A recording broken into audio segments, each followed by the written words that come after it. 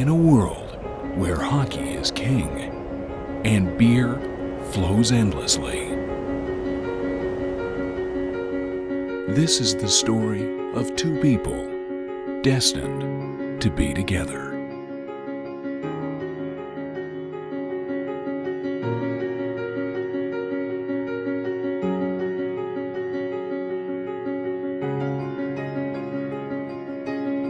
A story about two people who found happiness by finding not only each other, but hockey, beer, and countless episodes of Everybody Loves Raymond.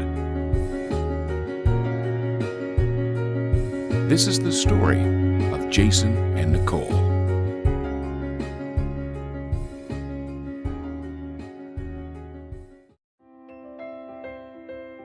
Whether it's today or many moons ago, if there's one thing Nicole loves to do, it's sleep.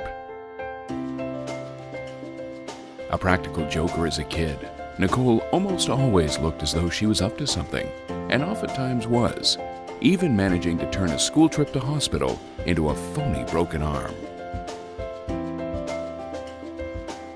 Into just about everything, from athletics to the school choir, Nicole was always on the move, but admits she could never get enough family time, especially if that meant dancing to Genesis. But her aspirations to become a veterinarian were derailed after the Humane Society shunned her request to volunteer. But still, Nicole found other ways to give.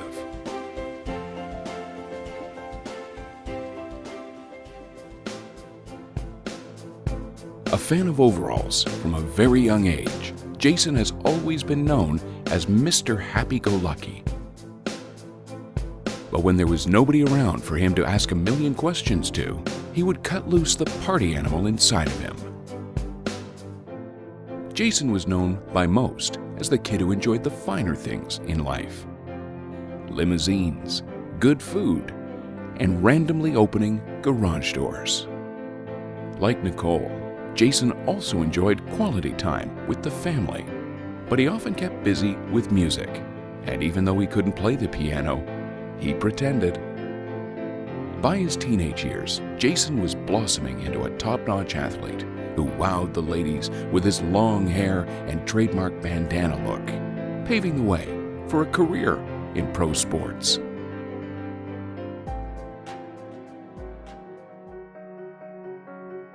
Jason and Nicole met in 2007. Prior to this, however, both led illustrious careers, Nicole leaving her mark as a professional vocalist.